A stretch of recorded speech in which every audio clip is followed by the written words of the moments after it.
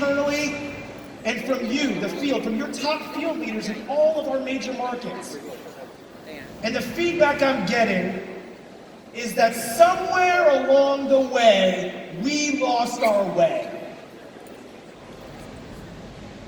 And the yes system message got fragmented by a lack of focus and a commitment to our identity.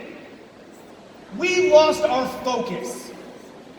We started introducing products that had nothing to do with our mission, our North Star, and our identity. Fragmenting our message, confusing the field, confusing consumers. Our North Star is youth. We don't sell products, we sell youth. We sell youthful living, youthful appearance, youthful feelings, youthful experiences. Youth is the common thread through our product portfolio from here on out moving forward. We will not deviate from that. That is our commitment to you. So, we've developed a very clear product strategy to hold ourselves corporately accountable. It is a lens by which we will filter all product innovation and ideas through.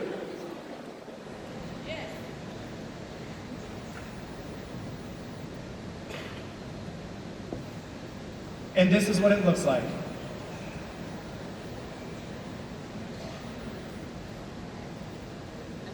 Three things. The lens by which we run all new ideas through. You ready for it? An idea for a new product has to be on message. It has to be on strategy for JNS as a company and as a brand. It has to be on trend in the marketplace, the global marketplace. And it has to be in demand among you, our brand partners. Meaning, you have to actually want to sell it. And we want that feedback from you. This is our sweet spot at the intersection of all three of those things. If an idea does not hit on all three, it gets scrapped. It never sees the light of day.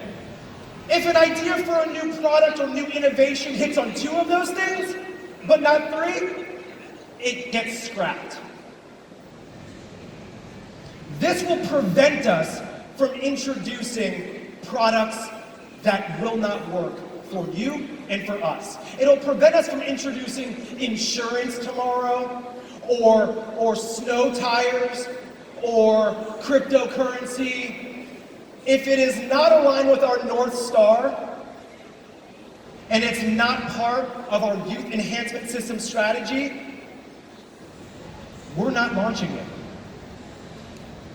One of the most exciting things about this, though, is that we are expanding our focus not only on the treatment of age-related issues, but moving forward, we are also focusing our product strategy and our innovation roadmap on the prevention of youth-related issues to attract new and younger audiences that are conscious of a lot of these health, wellness, and youthful and beauty-related issues. How does that sound? Good.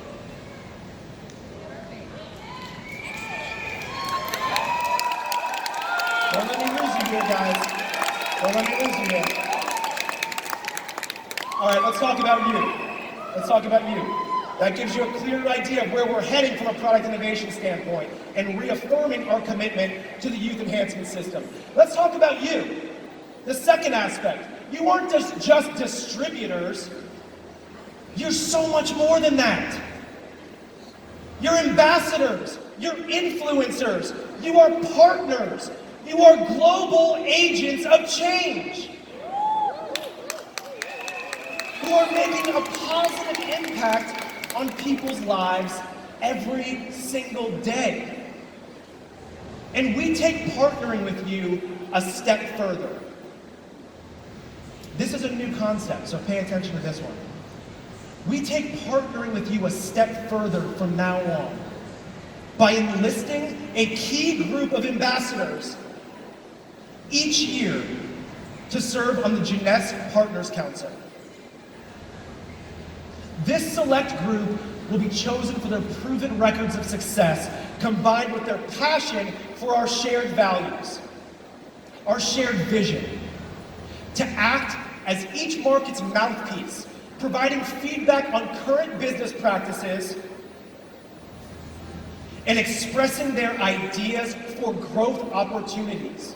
They're the eyes and ears of the field, and they will work hand in hand with the corporate team to drive us forward. Our open communication with the Partners Council means more transparency and more collaboration for the entire worldwide community of distributors and brand partners. The Partners Council is all about crowdsourcing innovation. You'll have a seat at the table where key decisions are made. This whole idea for a free flow of sharing of ideas. We want your input. We want your feedback. We want you to be the voices of your market to help us drive the company forward. Future state, what does that look like? It looks like a digital portal where we will upload anything new packaging, new ideas, new programs and initiatives, new branding, new websites, for you to log into and leave us your feedback along the way. To leave us your input. You log in, you review it, and you let us know what you think. That's where we're heading as a company. That level of collaboration and working in lockstep together. Next thing I want to talk to you about a new program you may have heard a little bit about. It's called the Heart Department. And it's headed up by Carolyn Taylor. Many of you know Carolyn from incentive trips and rewards and recognition. This is a department that is all about surprise and delight. Taking recognition and rewards to a whole new level. This is about gifts and acts of service and words of affirmation and being present and participatory in moments in your everyday life. An elevated level of recognition and rewards. We want to create a culture of care and of love. Next thing, an area that I have a lot of passion for and a lot of experience in, starting with my upbringing and understanding the psychology of a rep, of a distributor, of a brand partner. That's sales tools and systems that are designed for you. We're going to create sales tools and systems that do the talking for you, to allow you to be the messenger and not the message. Tools that support you and make your job easier. Tools that people can plug into on day one. We want to create a culture of sharing links to tools. Create a culture that encourages and rewards business building behaviors that we know drive revenue. We want to create systems and tools that act as a safety net for accidental leaders. Sales tools and systems that allow you to focus on other things and not feel the need to pull people along, drag people along. What I mean is, your new person is never going to be more excited than the day they sign up in this company. And instead of you having the responsibility and the burden of getting them up to speed, we want to be able to point them to things, to tools and resources that they can instantly plug into, tools that are not scary and that require zero skill, that people can plug into and share and engage in the business building behaviors that actually drive revenue, to get them early wins. What do I mean by that? We want to get people engaged in the business building behaviors that get them quick and early wins on the scoreboard. Why? Because we want them to get that first commission check as quick as possible. Who's excited about their new person getting a commission check as quick as possible? So that they what? So their belief goes up. They see it's real. I don't care if the check is for $17. They get that check and they go, wow, this is real. I can do this. The other thing it allows you to do is use the prospecting tools and systems as actual prospecting tools themselves. What do I mean by that? Well, you say to your prospect who asks, what do I do? Who's ever been asked that? What do I do on day one? What do I do next? You do exactly what I did when I prospected you. You use the same tools. That's what you do. That creates a culture of duplication where all ships rise with the tide. Next, compelling and repeatable messaging. The earworms that stick with people. We're going to be really looking at how we message our new brand story and our new narrative so that we can simplify the way that we talk about the business, so that we don't have what I call verbal diarrhea. Who knows what verbal diarrhea is? Where we throw up everything we know about JNS on a prospect and completely overwhelm them. We got to share a little bit of everything with them because we're so excited about all of the awesome incentives and rewards that are part of our business. We want to tell them everything instead of telling them enough to pique their interest and ask to know more and understand what they're actually looking for and what their need states are. So that's something we're going to be taking a strong look at, helping you, working with you, providing that clear and simple, compelling messaging that is current and on trend to attract prospects into your business. Next thing we're going to look at, and we're going to be working toward, are new customer journeys. New ways of supporting new distributors and new customers through welcome campaigns that point the new distributor to the resources that are available to them with clear action plans. 3 steps. Here's what you do on day one. You do this, you do this, you do this. 1, 2, 3. Pointing them to those tools I mentioned earlier. Through drip campaigns, through email, through other means of communication, through J-Mobile, that they're being served that information up. The same thing goes with customers. New customer nurture campaigns, new customer journeys that guide them through. You love the products? Well, if you love the products and you've had an experience on the products, you would be the perfect person to be a brand ambassador. Right? There's no better brand ambassador than somebody who's had a positive experience using our products. And new customer journeys and campaigns that are happening behind the scenes without you needing to do anything, that is pushing them along and communicating that message for you. Along those same lines, we're going to be producing an entirely new onboarding training program. Yeah.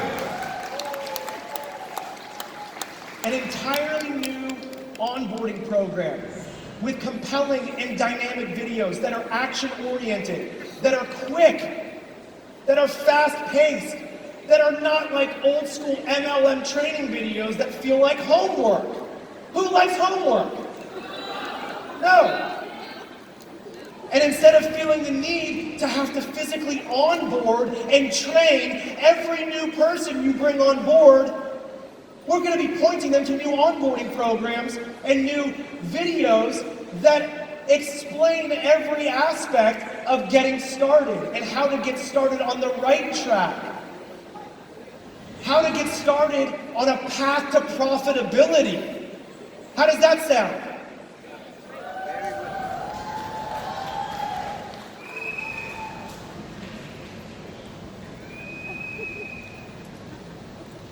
New interest-generating videos. I talked about sales systems and tools.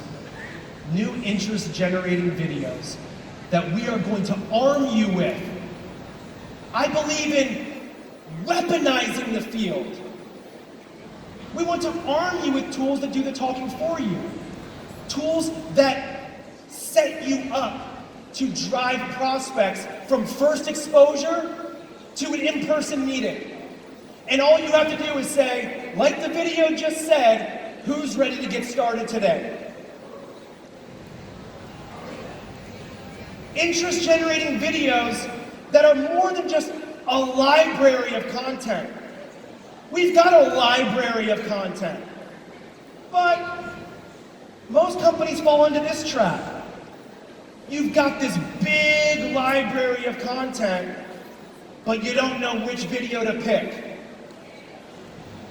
Well, we're going to be focusing on very, very defined sequencing and scripting. You send video 1, you say this. When they respond, you send video 2, and you say this. When they show interest in the products, we have a library of follow-up tools to send on every single product that are defined. There's no guessing. When they point to the business as something that piques their interest, we have a very clear short video that you then follow up with to send them more information on the business. If they say they see a person's face, a successful leader, a successful brand partner in one of these videos that say, oh, her story resonated with me. I have the same occupation as her. I have the same struggles, the same challenges with different health or beauty concerns or financial concerns. That really resonated with me. We'll have a library of content of brand partner spotlight videos featuring you, featuring your 2-minute story, so that you can use those as follow-up tools. How does that sound? We want to take the guesswork out of this and simplify everything. So, I'm gone over time, and I'm sure they're freaking out in the back. The last thing I want to mention, well, almost the last thing I want to mention. New business overview presentation. We are working on that right now. Another sales tool to get in your hands along with these prospecting videos, these customer journeys, these onboarding programs, and more. And trust me, there's more. I'm giving you some of the high-level highlights right now. Be looking for a new business overview presentation to use on your virtual calls and in your in-person meetings coming very soon. The team is working on this as we speak. The last thing I want to mention that is not in this presentation, but I think an example of us listening and hearing you and getting your feedback and putting that feedback to action. We are going to be completely revamping our entire digital experience. The website. Who wants a new website? Who wants a new shopping experience? Who wants a more modern, a more simple, a less clunky checkout flow? Who wants a simpler and easier and more seamless enrollment flow? We're going to be revamping our entire digital landscape. All websites, all replicated sites.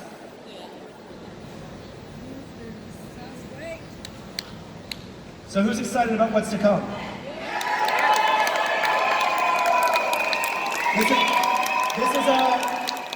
I've heard Jason say this many times, Kevin say this many times. There may have been bigger events in JNS's history, but there has never been a more important event than EXPO 1. Because the best is truly yet to come. And I hope you see that, I hope you feel that, and I hope you believe that. This is the next chapter that we're writing together. Let me hear it for writing the next chapter of our storied success together.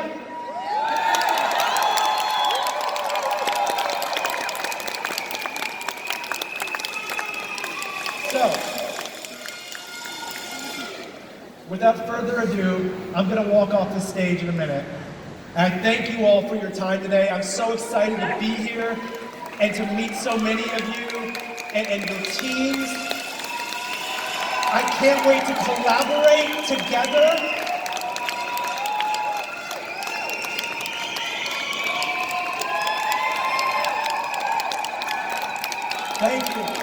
Thank you for the warm welcome and the warm reception.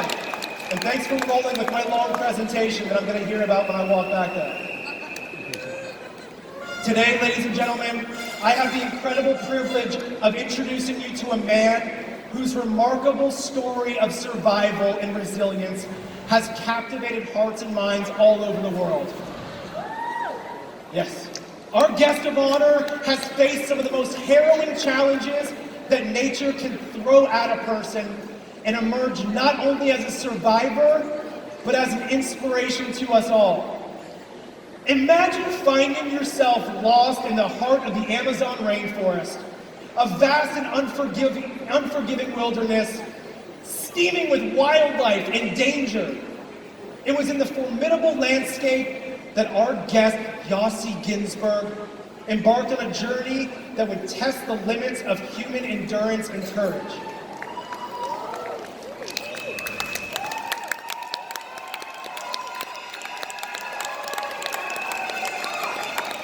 Yossi's adventure began as a young man seeking to explore the uncharted depths of the jungle.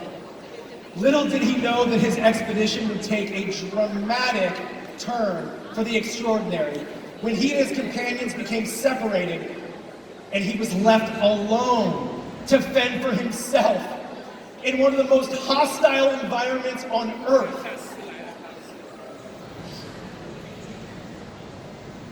For 3 grueling weeks, Yossi battled hunger, isolation, and the constant threat of predators. His indomitable spirit and resourcefulness not only allowed him to survive, but to ultimately find his way back to civilization against all odds. His story is a testament to the power of the human spirit, the strength of human will, and the resilience of the human body. But Yossi's journey didn't end with his rescue. He has since dedicated his life to sharing the lessons he learned in the Amazon rainforest. He is a renowned motivational speaker, an author, an advocate for the environment. He's an entrepreneur. His experiences have not only shaped his own life, but have inspired countless millions of others to embrace the challenges they face with courage and with determination. In his captivating presentations and writings, Yossi Ginsberg shares insights on survival, leadership, and the profound connection between humanity and the natural world. He reminds us that we are all explorers in our own right, navigating the wilderness of life, and that within us, we carry the strength to overcome any adversity that comes our way. After that crazy experience in the Amazon rainforest, and this always stuck with me when I first learned about Yossi, this quote from him. Here's what he said. This is important, and this is really apropos for this group. Today, at this juncture, he said, survival takes all of your faculties, physical, mental, emotional, spiritual, and it brings them together around one single purpose: staying alive. When you have all of your faculties to the max, wrapped around one purpose, laser focused, you're the strongest you can be. That's a quote from Yossi. Powerful, right? That's why he is the perfect individual to speak at this event today, at this point in our company's history. He's the perfect person to gain insight and perspective from. His harrowing tale was enacted in the 2017 psychological thriller called Jungle, starring Daniel Radcliffe. Harry Potter himself played Yossi Ginsberg. And he's also been featured in many other shows and programs, including I Shouldn't Be Alive on the Discovery Channel. Ladies and gentlemen, it is with great honor and admiration that I invite you to join me in welcoming the extraordinary Yossi Ginsberg to to the stage. Prepare to be moved, prepare to be transformed by his incredible journey and the wisdom he has gained from his time in the Amazon jungle.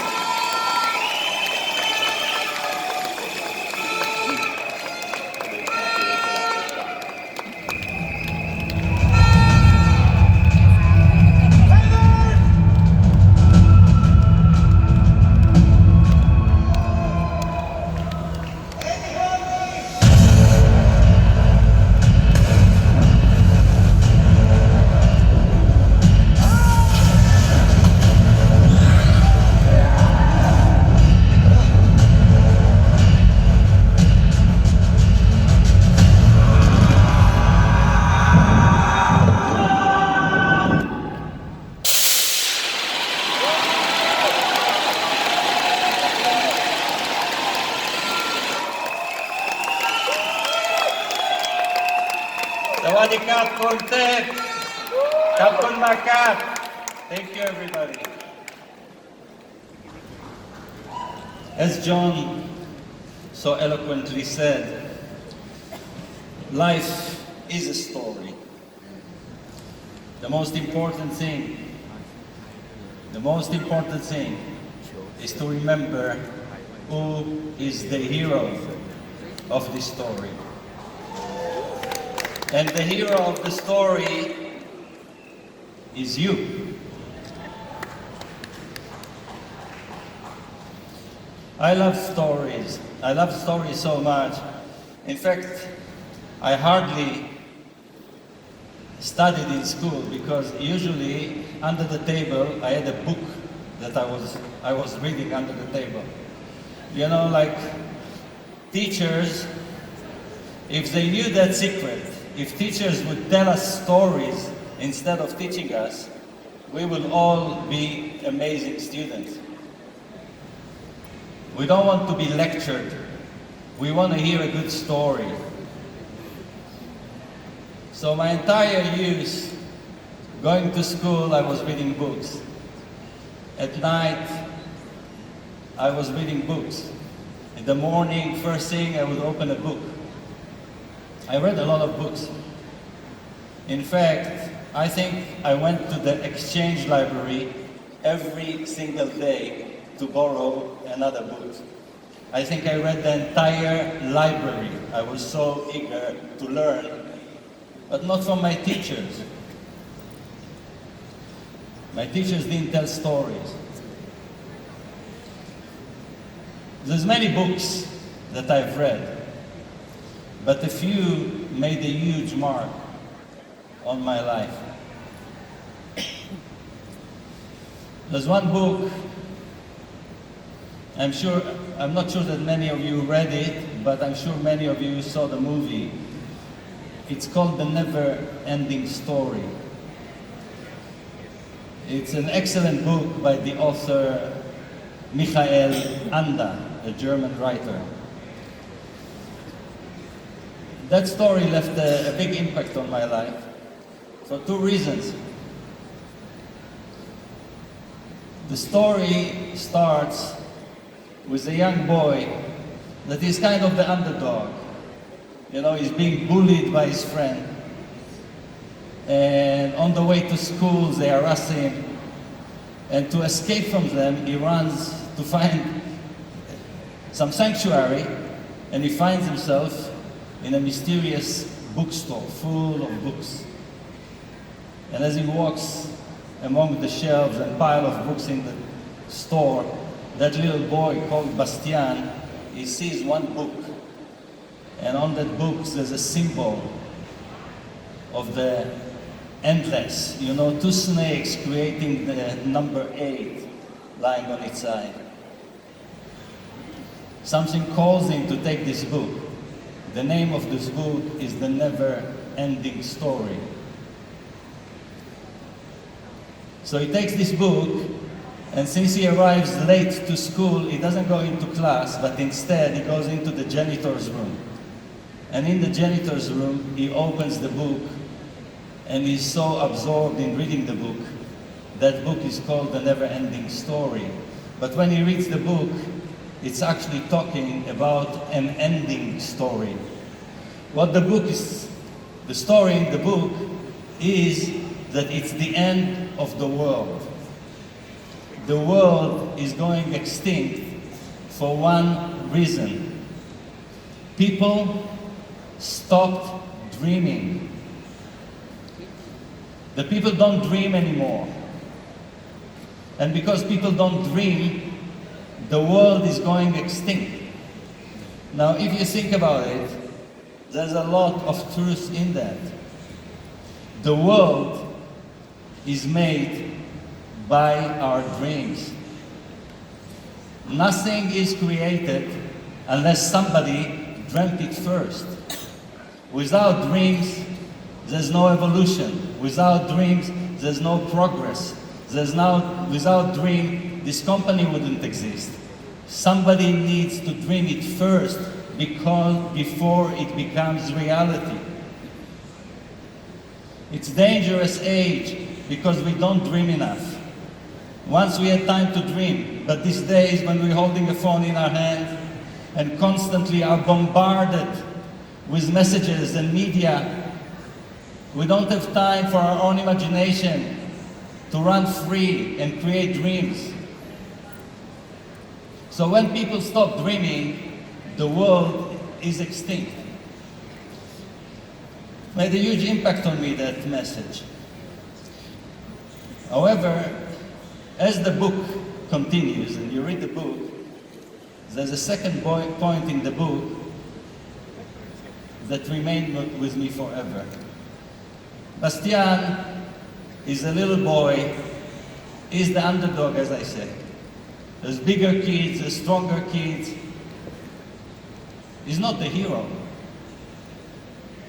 But as he reads the book, in the middle of the book, something incredible, something unbelievable, something so unexpected happens.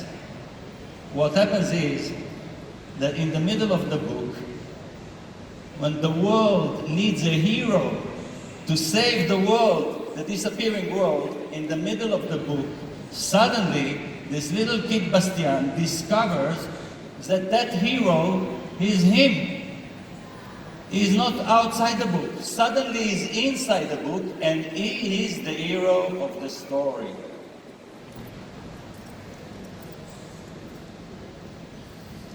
Look, you have to understand that all of us sitting in this room are authors.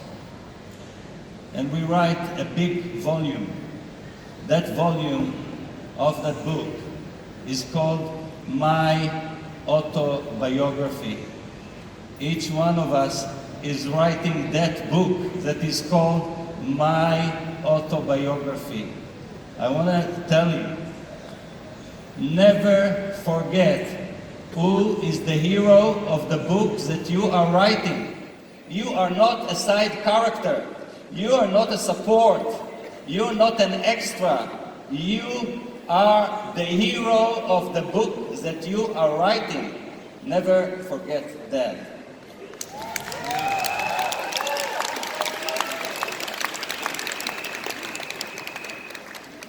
I read many books.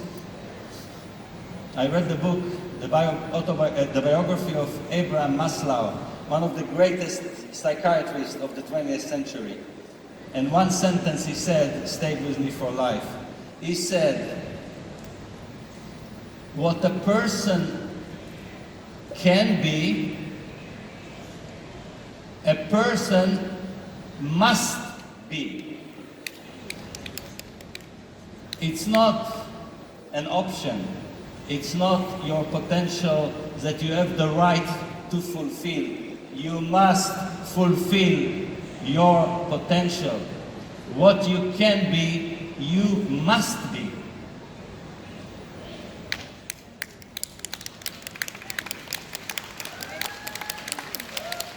Okay. A story needs a beginning.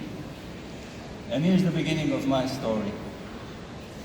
Reading so many books and internalizing this idea that I actually am part of the book. Every book I read, my imagination took me to amazing destinations. I read all of Jules Verne series of books, and with each one of them I went under the sea, into the belly of the world, into the space. I read about great expeditions to the poles. I was everywhere by reading books. But as I got this feeling, I decided I'm going to do my own adventure. I'm going to write my own book. I grew up in a very small country. I grew up in Israel. In Israel, we have two small rivers. You know, in other places they will call them creeks or streams, but for us they are rivers. Yeah? It's a very arid country. So, for me, it was just an idea from book, but I had a dream. As I'm reading my books, I'm inspired by the great adventure, and I decide the moment I will be able to, I'm going to do a great adventure myself. I'm going to go out to the world, and I'm going to explore the world. Now, I was a boy, I was a young man, I was a youth. A youth have some limitations. You know what the limitation? You have no experience, and you don't have enough education. Not enough education, not enough experience. This is a huge advantage. A huge advantage because the mind can fly anywhere unlimited. So in the mind of a young man, this was my dream. And the dream was, I'm going to go and explore the Amazon. I'm going to go into the depths of the jungles, into the Amazon. But it's not going to be just the Amazon, it's going to be the uncharted Amazon. I'm going to go into the Amazon, into a place where nobody set foot before. I'm going to be the first to explore this part of the Amazon. I'm going to explore the uncharted. Now the imagination goes further. In the uncharted, I would find a tribe of indigenous people, of native, tribal people that never met culture before. I'm going to explore them. And as I'm going to find them, somehow they will adopt me. Now they will adopt me and take me in, and I'm going to be one of them. I'm going to be part of this tribe in the middle of the Amazon. They're going to train me. I'm going to be a hunter. I'm going to be a warrior. I'm going to go through initiation and rites of passage with this tribe in the Amazon. But the imagination can go even further. So in my imagination, as I'm one of them, a warrior and a hunter, there's many beautiful native girls in this tribe, and I fell in love with the most beautiful one. And she happened to be the daughter of the chief. So now, not only that I explored the Amazon, the uncharted, found the tribe, became one of them, I married the daughter of the chief, and I'm going to be the next chief of this tribe in the Amazon. My imagination, you know, a young man, you can imagine anything. I think it's Picasso, or maybe Walt Disney, but one of them said, whatever you can imagine is real. If you can imagine it,